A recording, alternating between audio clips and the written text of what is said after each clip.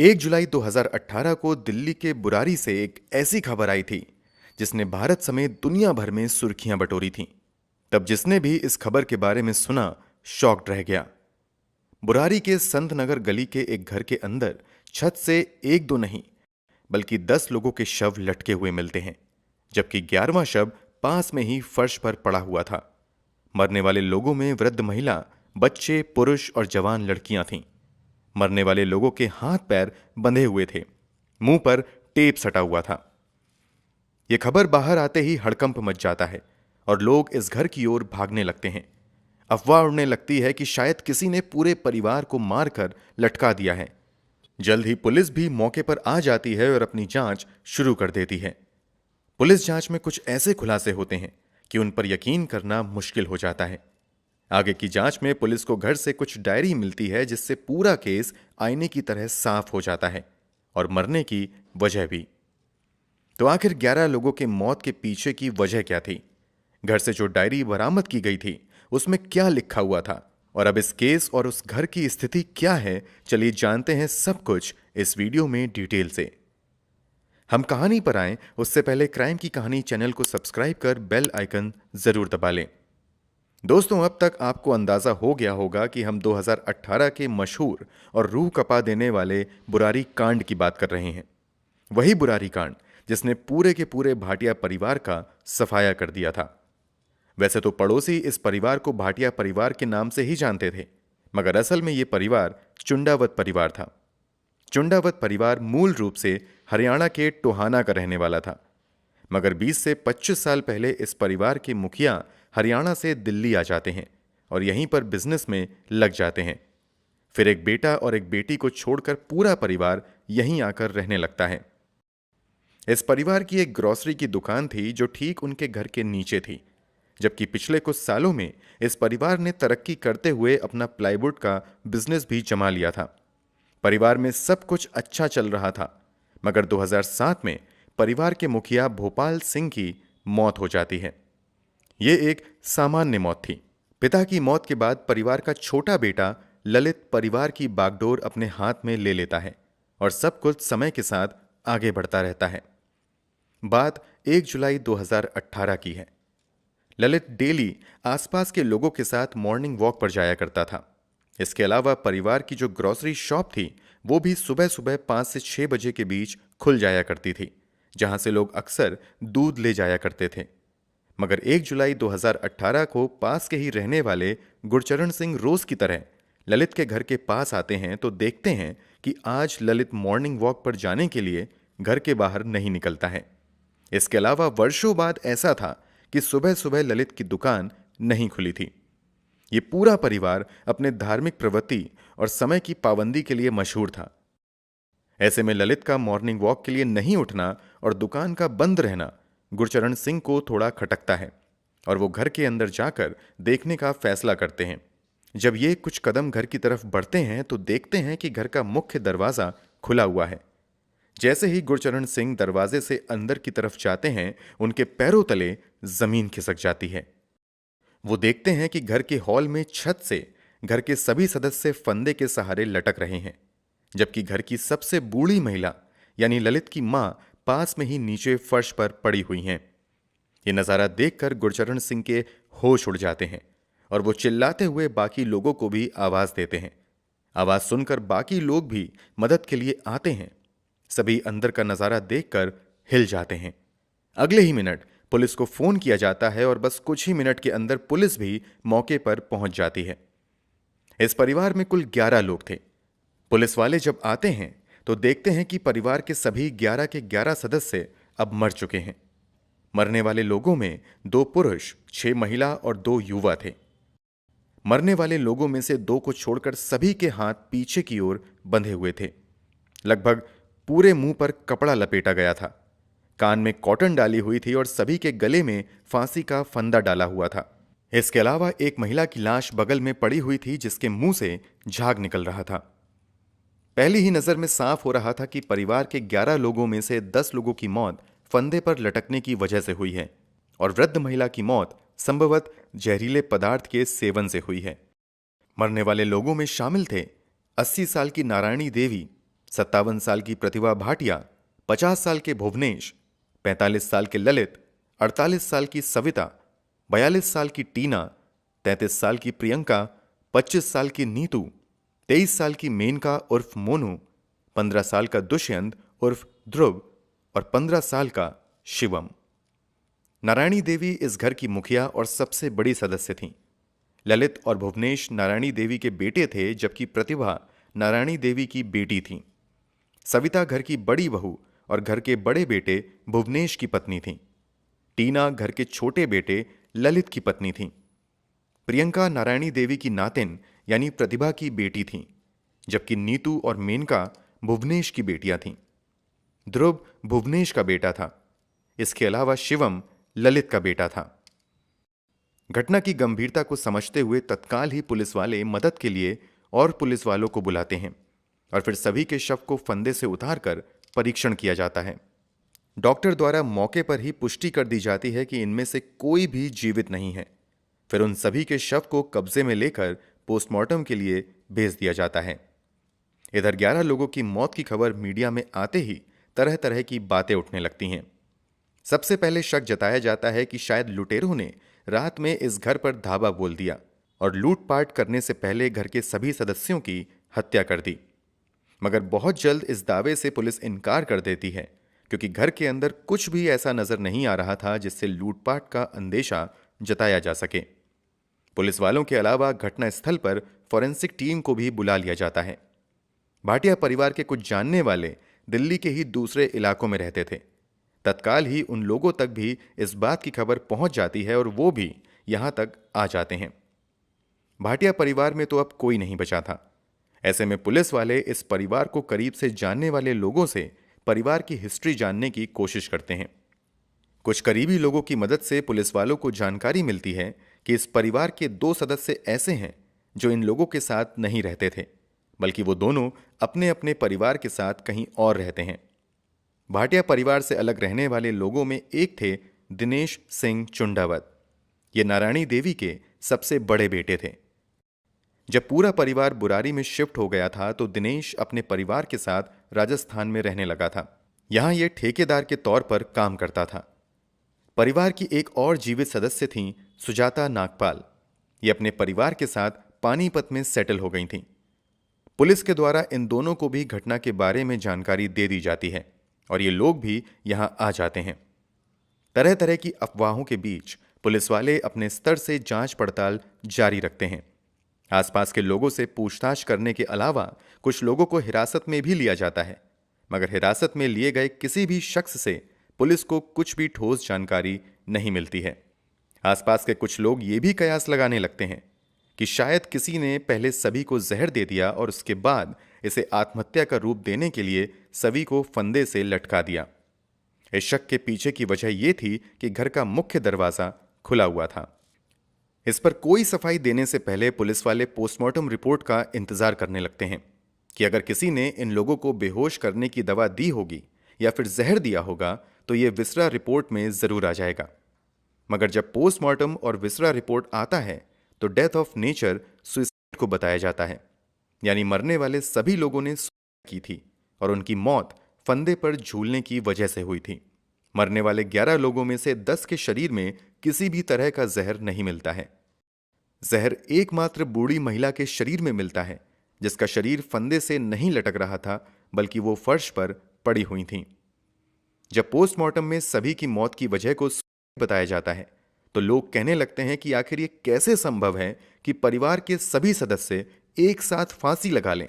इसी बात का जवाब तलाशने के लिए अब पुलिस वाले घर के अंदर छानबीन शुरू करते हैं और शुरुआती कुछ ही घंटों की छानबीन के अंदर पुलिस वालों को कुछ ऐसे सबूत मिलते हैं जिससे मौत का कारण धीरे धीरे आईने की तरह साफ होने लगता है। पुलिस वालों से पहले मीडिया वाले एक एंगल चलाने लगते हैं कि शायद ये परिवार कोई जादू टोना कर रहा था। इस कारण ही सभी की मौत हुई है, क्योंकि घर के बाहरी दीवार पर 11 पाइप बाहर की ओर निकलती हुई दिखाई देती हैं। इनमें से 7 पाइप अलग दिशा में थीं, जबकि 4 पाइप अलग दिशा में लगाया गया था। इत्तेफाक की बात थी कि मरने वाले 11 में 7 महिला थीं और 4 पुरुष थे। पुलिस ने 11 पाइप लगाने के पीछे की वजह को समझने के लिए उस मजदूर को ढूंढना शुरू किया जिसने ये पाइप लगाया था। पुलिस की कुछ मेहनत के बाद वो मजदूर मिल जाता है।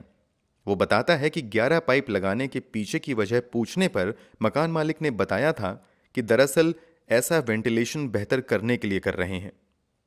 घर से जुड़ा ये 11 का इत्तेफाक महज घर की दीवार पर लगी 11 पाइप तक सीमित नहीं रहता है, बल्कि आगे पता चलता है कि घर के आगे जो ग्रिल लगा हुआ था उसमें भी 11 ही रॉड थीं। इसके अलावा घर में कई ऐसी चीज थीं जो सिर्फ 11 संख्या को ही इंडिकेट कर रही थीं। पुलिस इस 11 के रहस्य को सुलझाने की कोशिश कर ही रही थी कि पुलिस को सर्च अभियान के पहले ही दिन एक के बाद एक 11 डायरी मिलती हैं। जब पुलिस वाले इन 11 डायरीज को खंगालना शुरू करते हैं तो एक के बाद एक सभी सवालों के जवाब मिलने शुरू हो जाते हैं। शुरू में जो डायरी मिली थी वो डायरी प्रियंका की थी। उसमें उसने अपने निजी जीवन के अनुभव लिखे थे। इसके अलावा अपने एक पुराने प्यार का भी जिक्र किया था। कमाल की बात यह थी कि प्रियंका अपने पुराने प्यार को अपनी एक भूल बताते हुए अपनी डायरी में अपने मामा ललित से माफी मांग रही थीं। भला प्रियंका ललित से माफी क्यों मांग रही हैं? इसका जवाब पुलिस वालों को आगे की डायरी की इन्वेस्टिगेशन से मिलता है। सभी डायरी की गहराई से जांच करने के बाद पुलिस वाले कुछ बेहद ही हैरान कर देने वाला खुलासा करते हैं। घर के अंदर मिली डायरी के अनुसार इन सब मौत के पीछे की वजह ललित द्वारा लिखी गई बातें थीं और इन सब की शुरुआत होती है 2007 से।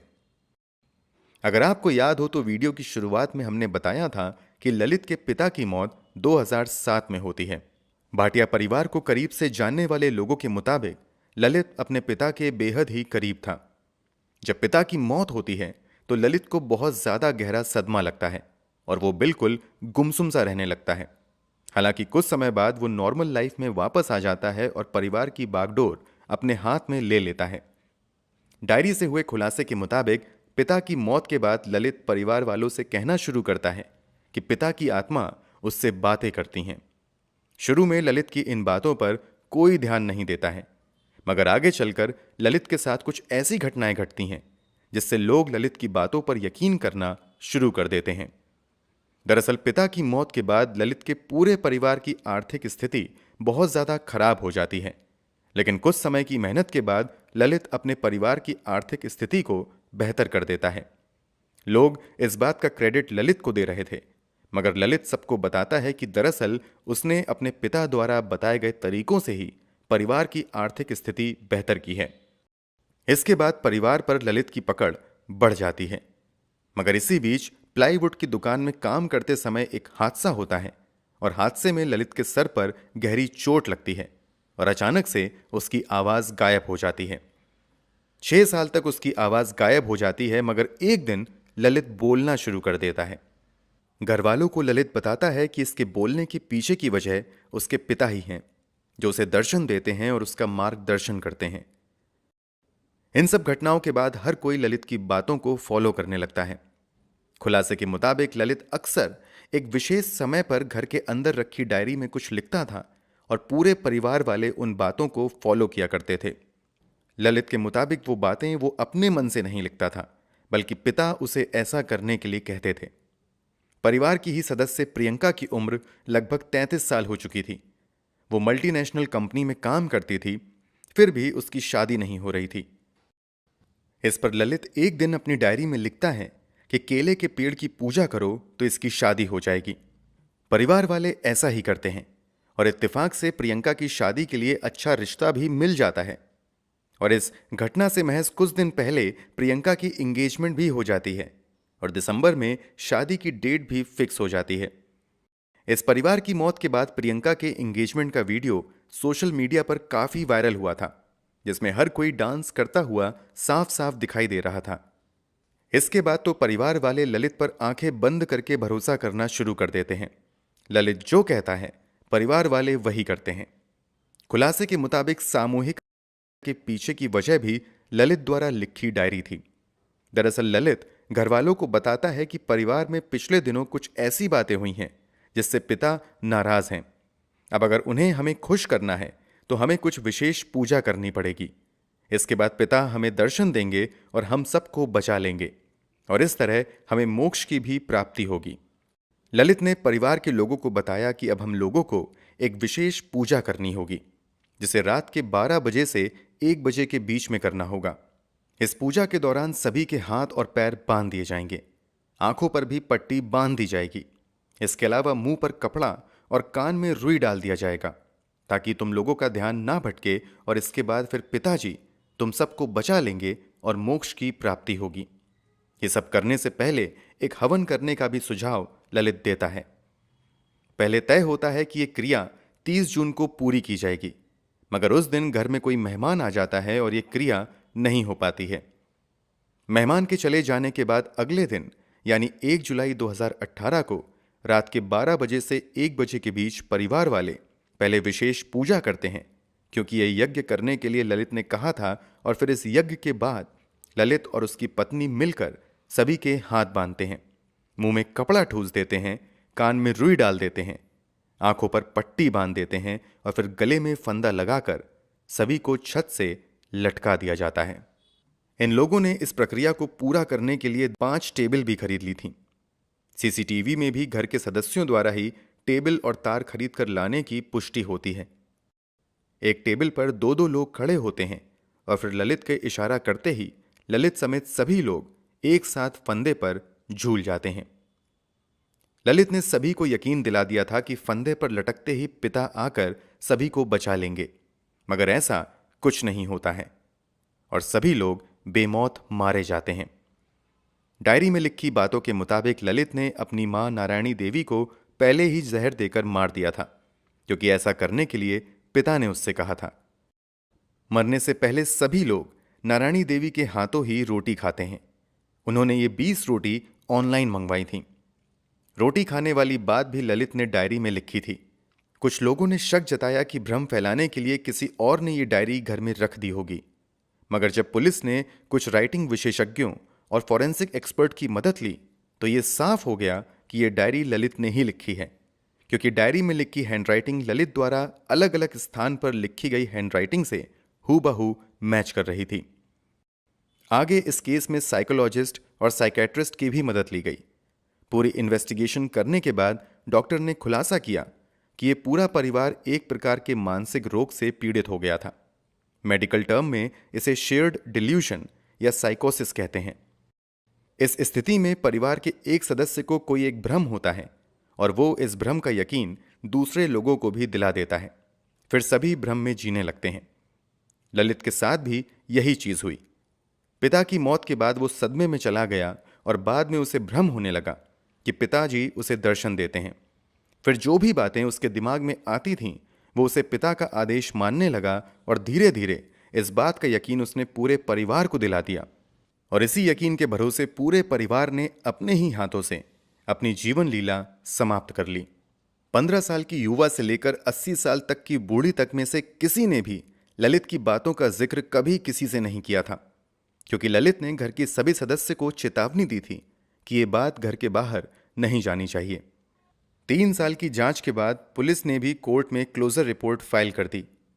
पुलिस ने अपनी फाइनल रिपोर्ट में कहा कि सभी ने ललित के द्वारा रचित मायावी दुनिया में उलझकर अपने हाथों से अपनी जीवन लीला समाप्त कर ली। चलिए अब आपको बताते हैं कि उस घर की स्थिति अब क्या है। इस परिवार का एक पालतू कुत्ता भी था। जिस रात परिवार के सदस्यों ने मौत को गले लगाया, उससे पहले उन्हीं में से किसी ने कुत्ते को घर के ऊपर छत पर बांध दिया था। पुलिस वालों ने उस कुत्ते को वहां से रेस्क्यू करके एक एनजीओ के हवाले कर दिया था। सब कुछ शांत होने के बाद इस घर की देखभाल शुरू से इस घर में काम करने वाला एक व्यक्ति कर रहा था। आगे चलकर 2020 में इस घर में एक परिवार रहने आया, मगर कुछ ही समय बाद वो ये घर छोड़कर चला गया, क्योंकि उन लोगों ने इस घर में बहुत सारी एबनॉर्मल एक्टिविटीज महसूस की। उन्होंने दावा किया कि इस घर में रात में अजीब अजीब आवाजें आती हैं। उस परिवार के जाने के कुछ ही समय बाद यानी 2020 में घर के निचले फ्लोर को मोहन कुमार नाम के व्यक्ति ने किराए पर ले लिया। यहां वो पूरे परिवार के साथ रहते हैं। मोहन कुमार घर के नीचे एक डायग्नोस्टिक लैब और किराने की दुकान भी चलाते हैं, जबकि इस घर के ऊपरी माले पर अभी भी वही रह रहा है जो इस घर की देखभाल करता था। मोहन कुमार इस घर में रहने के लिए 2020 से 10,000 प्रति माह किराया देते हैं। मोहन कुमार बताते हैं कि उन्हें इस घर में कुछ भी अजीब नहीं लग रहा है और 4 साल से वह यहाँ पर रह रहे हैं। दोस्तों, इस पूरी कहानी को जानने के बाद आप क्या कहना चाहेंगे? कमेंट बॉक्स में ज़रूर बताएं। अगर आपको हमारी मेहनत पसंद आई हो तो वीडियो को लाइक करते हुए शेयर ज़रूर करें। क्राइम की दुनिया से जुड़ी ऐसी ही कहानियों के लिए क्राइम की कहानी चैनल को सब्सक्राइब कर बेल आइकन ज़रूर दबा लें। ऐसी ही कहानियों के लिए हमारे साथ जुड़े रहें। धन्यवाद।